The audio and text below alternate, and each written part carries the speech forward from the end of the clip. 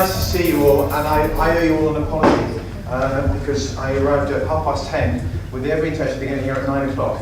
I did leave Birmingham at 8 o'clock, but unfortunately I got stuck on a traffic jam on the M6. And I got these urgent telephone calls on my phone which I couldn't answer, which I now know is from Raj, who's about 20 minutes behind me, stuck in the central Birmingham. So we both come from central Birmingham, we're late. So thank you all for coming, and I'm sorry that we're late at the moment. So we moved things around a bit, and what I wanted to do, and what I was asked to do, was to update you on the clinical trial that we're doing. So I've got some slides to try and show you where progress has got to since last year we were talking about. So I mentioned that. So just to remind you as well, one thing that we're trying to do is there's really good research going on around the world.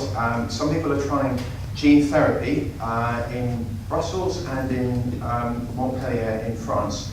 And then other people are trying stem cells and things. But those are all 5-10 years away, easily 10 years away, certainly. So what we're trying to do is to find something in the meantime that will be a stopgap to slow down the progression if we can, while we're waiting for other therapies like gene therapies to come on board.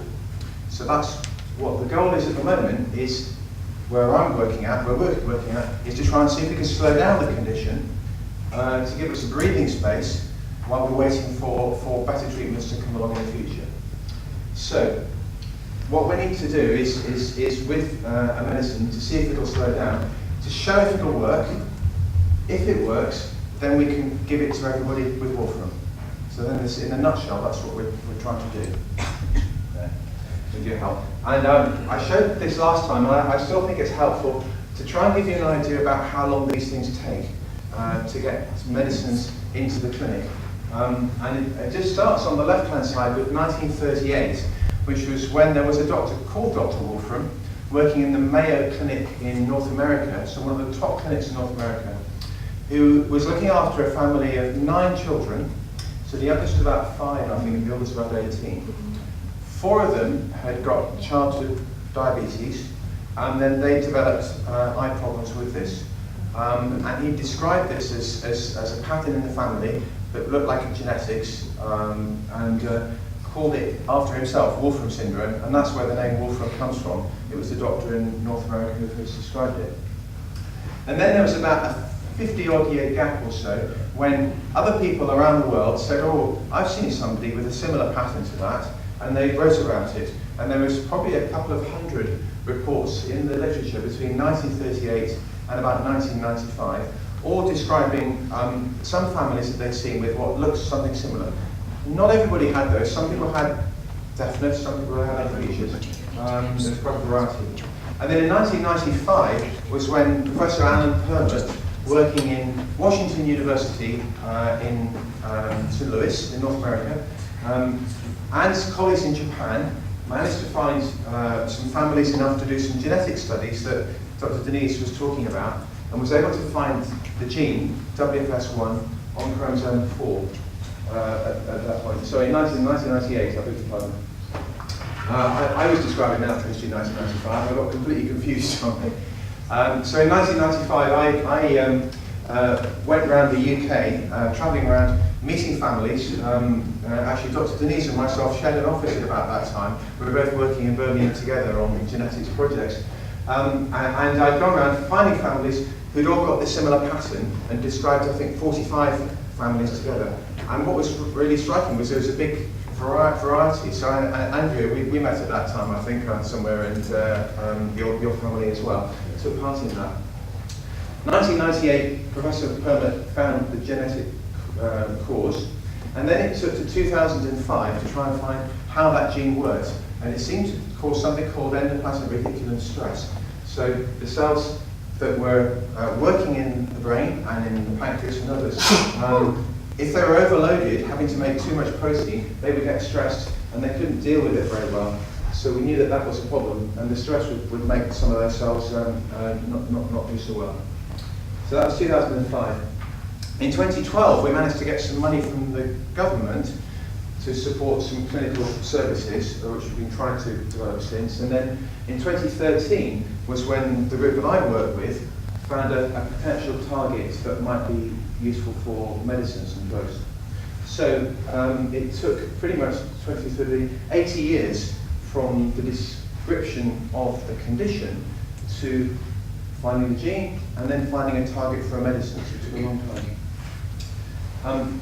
Then we did drug screens and identified medicines that might work and slow down the condition, applied to the European Medicines Agency for permission to do further studies, which we got, and then applied to the Medical Research Council for funds to try and see whether it's going to work in people. And that got us to the beginning of last year, 2017, at that point. So that's what we got to. And what I think I'm trying to explain really is, or at least to try and explain why it takes quite so long to get these things done. The target that we're looking at is a special protein that controls how cells divide. So all of us, our bodies are made up of millions and millions, in fact billions of cells, and each of the cells in the different parts of the body has got a particular function, whether it's in the brain or in the pancreas making insulin or other areas. And many of these cells, although not all of them, will divide and replace themselves as we grow and get older. And they do it in a special order. They double up and then they grow, and then they have a stationary phase where they recover a bit, then they grow a bit more, and then they double up again.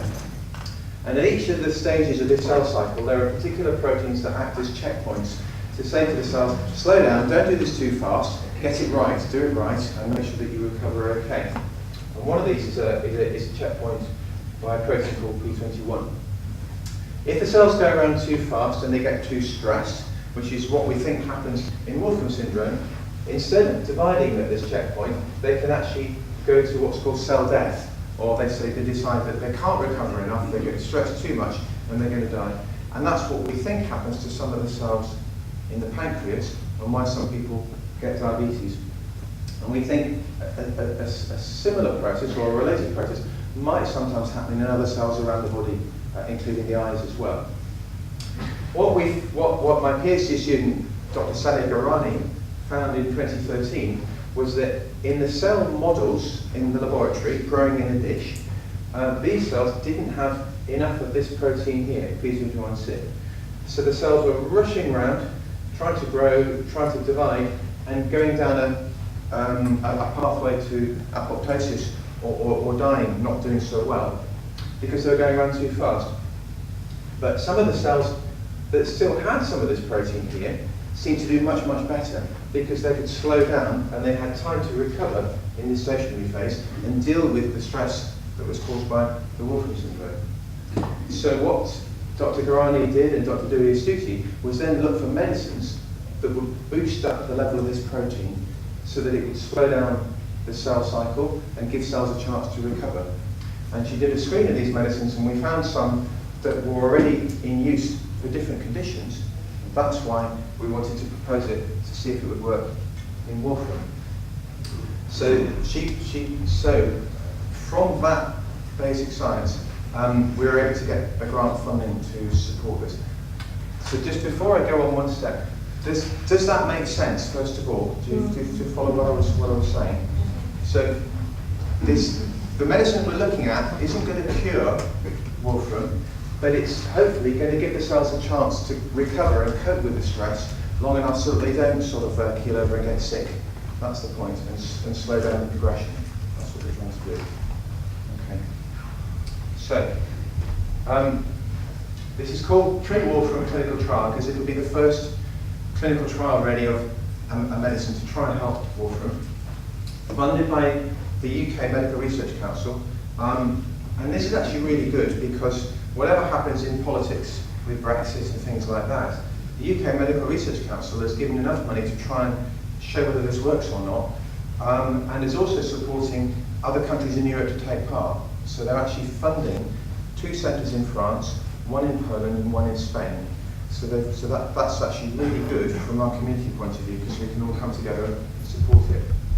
So the logo for this has got the 4 different flags on it, the flag of Spain, UK, France and Poland as well, showing that we're all trying to work together to try and sort this out. The study design is set by the drug regulators because if the design's not right, they won't believe what it shows and they won't license the medicine eventually. So we had to go through quite a long process to get the design approved. And the regulators wanted what's called a two-arm study. So I know some of you know this already because we talked about this last year, but for others that weren't, this means that one group of people will get a medicine, and another group of people will get a placebo, a dummy medicine. Double masked means that the people who are kindly taking part won't know if they're on the medicine or the placebo. And the doctors, like Dr. Raj Gupta and myself and others, we won't know whether they're on the medicine or the placebo. And that's to try and stop any bias happening, because I really, really want the medicine to work, and I'll be really willing it to work, and that might influence how I interpret the results. And people who take part might feel the same as well. Most research studies that test medicines have hundreds and hundreds of patients in, and you get 200 patients on the treatment arm and 200 patients on the placebo arm. We had to work really hard with Dr. Christian Brock, the statistician, and the regulators to let us do it with as few people as possible, and we could get that number down to 70. Now that's very, very few for a clinical trial, and it's quite hard to prove something works with only 70 people in it. But with some careful statistics and some requests for regular visits, we got the regulators to approve that. So that's good. We don't have to ask too many people to take part in it. Saying that, we believe there's probably only about 100, or perhaps a bit less than 100 people in the UK with this. And not everybody's going to want to take part, and not everybody might be able or willing to take part. So in order to get up to 70 people, that's why we need to do it with our colleagues in Spain and France and Poland. And that's why it's really helpful to have the different communities coming together. So if people do take part, so what happens is we give people the information sheets and have a think about it, and then they let us know if they'd like to take part. And if they do like to take part, there's a special computer program that generates random numbers and randomly assigns people to which arm of the study that they're going to be in. And we don't know, and they don't know which medicine they're taking until the end of the study. But what we've been really careful and been able to do, which has again been very difficult, but because of your feedback 2 years ago and some last year, we've been able to design it so that twice as many people get the medicine as get the dummy medicine. So that means that if somebody decides that they would like to take part in it, for every one person who gets the dummy medicine, 2 people will get the treatment. So I hope, does that make sense as well?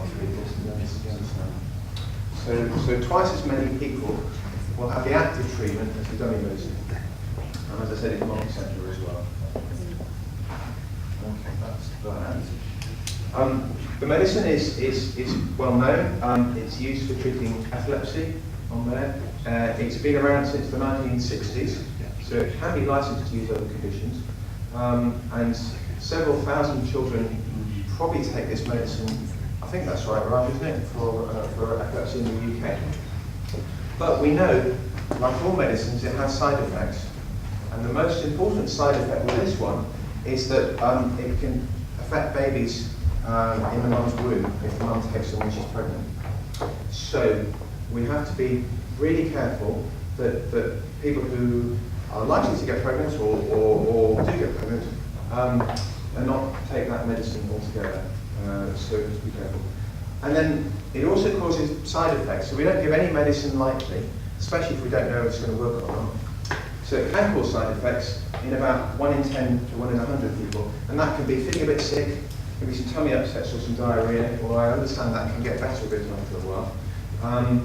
It can sometimes actually make your mood a bit better, can affect your behaviour as well. I'm trespassing on Raj's area here, so I have to be careful. But as I understand it, it can help. But it can also potentially cause some shakiness or some weight gain as well. So in a clinical trial like this, we have to monitor for side effects and check that people are okay with that they're not getting these effects. That's that. So the main outcome, which again we changed because of your feedback, is to see whether it affects vision. So we'd originally designed the study to look at MRI scans, to look at those. But the regulators, and indeed yourselves, and colleagues in France and others, so that actually eyesight's important, and that if there's a medicine that might slow down that, then that would be what people might want. So that's important. We will look at everything else as well, but looking at the eyesight is going to be one of the important parts of it. And then also to make sure it's safe and make sure that people can tolerate it all right. Okay? So those are the areas. So what would that look like? Now this isn't a very clear slide, and I apologise, but what this is trying to show is that with colleagues from North America, this is Professor Hershey and things, and we work closely with them. They've got a research clinic for Wolfram. So unlike the UK clinics, it's not involved in treating people, looking after people, but really for research. And they've been following up about 15 to 18 young people over the last 5 years or so, doing an eye check every year and seeing what happens. And on the axis along here, the horizontal one here, we've got the age of different people from 10 to 20 to 30. And on the vertical axis this way, we've got their vision. And a vision of what says 0.0 means perfect vision. And a vision of 2 up the top there means people who can see light and dark and can count fingers, but that's about all. And each of these coloured lines, which you might just about be able to see, is a line of individuals that have had their eyesight checked every year. And you can see over time it goes slowly up towards the top right hand corner, i.e. the vision, well, a lot of people goes, not everybody, some people don't change over time and they're stable. And there's 1 or 2 people who actually get a bit better as well. So there's a lot of difference between different people. But if you draw an average line, it's that one. This clinical trial is designed to see if we can halve that rate of progression down to this line here, so that people might not notice much of a change or just a little bit of a change over time, much slower. Okay? So that's really important that you understand what we're doing here. We're trying to slow down the progression, not to stop it, but to slow it down. Does that make sense as well? Because I don't want anybody to think that this is going to magically get eyesight better. I'm so sorry, but I don't have a medicine that does that. But what we're trying to do is to slow it down as progression. Right. So this slide was done by Sabrina Corona, which is really helpful. So we've got design of the study, which was done the year before last. Applying for funding, preparing all trial documents. So what's happened this year? In January, about 17 different documents were all submitted to the regulatory authorities. That's the ethics, patient consent, or the adverse effects, all those sorts of things. And in April time, we got approval from the Health Research Association, from the ethics, and authorization to go ahead with the clinical trial. A big chunk of the year, through till July, was to actually show that the medicine we want to use is going to be stable for a clinical trial in its pots, and that's a big effort that slowed us all down tremendously. But guys and St Thomas's have done very well, and they've now got all the medicine ready to go, and they're just making the dummy medicine to go with it. Then we have to get insurance, and we have to get contracts with the drug companies, and where we are now is we're setting up the sites. So we've been to the Queen Elizabeth Hospital, the Children's Hospital, and indeed the sites abroad, and making sure that the nurses are in place to do this study, that the pharmacy fridges work, that the temperature controls are all good, and that the sponsors have agreed. And where we're hoping to be, or where we're at, is to recruit the first patient in November, so within the next 4 weeks. And that'll probably be at the Children's Hospital, hopefully followed by the adult hospital in December or January at the latest. So that's really strong. Sabrina's very kindly put on here, setting up a trial is a long process. And I know for you must feel it's a very long process going through this. But she's put on here, it's all about trying to keep people safe. And if we do the trial wrong and we don't keep people safe, we'll be in real trouble and we'll all lose our licenses to practice. So I'm sorry it's such a frustrating process. It's frustrating for us as well, but it does, it's worth it at the end, I hope. So what now? I've almost finished. Paul, I've almost finished. First person participating in November. We need to get up to 70 by next September, and we hope for at least 40 to 45 here from the UK, and then there are other people from abroad by 2019. We'll get some information within 18 months. If things magically actually has such a fantastic effect that it's really, really clear that it's going to work brilliantly, then a data monitoring committee could stop the trial early and put everybody on the medicine. Now, I'd love to think that would happen, but I think that's unlikely. The other option is, of course, after 18 months, there's absolutely no evidence that it works whatsoever, and there's no point in carrying on. And the data monitoring committee will also say, right, we'll stop the study, or if it's not safe. But if it's sort of in between, it looks like it might be working, but not completely clear-cut yet, they'll carry on to the end of the study, and we'll have results in 2022. So that'll be 3 years on at that point. Okay, that's what it gets. As soon as that gets unblinded, if it's clear evidence that it's doing something and it's helping, we can prescribe the medicine for everybody if everybody wants it. Okay? But that's the timeline where we are with it. That's what it is. And this is the team, and I haven't even got everybody's name on here, but it's important to say that there's a big team of people working to try and get this trial working for you and for me and for others as well. Darren Barton is the head of the clinical trials unit. Rebecca Story put all of the ethics documents together and worked really, really hard up to January, and then she thankfully went on maternity leave and has had a beautiful little boy since then. Sabrina Crony has taken over, and she's really, really helpful because she's a French speaker and she's working hard with the French sites to get them up and running as well. And she prepared some of these slides. And Shazia is a trials coordinator that works with her. Christian is a statistician who's been able to design a study with as few people as possible to try and make this work for us as well. And Ben is my colleague at the Queen Elizabeth Hospital, as you know, who's looking after the site there and will help look after patients who take part there. Raj is here. Renika Diaz is my colleague at the Children's, who's also on maternity leave, but will be coming back in time to see the first people in November. Andrew Beat and Martin Wilson look after the images, the MRI scans, because I think it's really helpful to see if this is helping the brain, this medicine as well. Got that. Una Martin is a drugs expert. She's an expert on medicine called pharmacology, and we check that this is safe for everybody. Lynn Savage is an absolutely super neurology nurse working on the adult side, who basically looks after Ben and the patients on that side, and we'll make sure that the patients, everybody's safe and everybody's taking part in a safe way. And Josie Goodby is a project manager at the Children's Hospital, who's making sure that the Children's Hospital is all up and ready to go in November. And then these are our colleagues aboard as well. So that's a bit of a whistle-stop tour through. I've gone over some things that, if you were here last year, you heard before, but I thought it was important to repeat that. And I've tried to explain really what sort of timelines we've got to. So Paul is looking at me saying I want to stop, so I'll stop at that point. All right, thank you.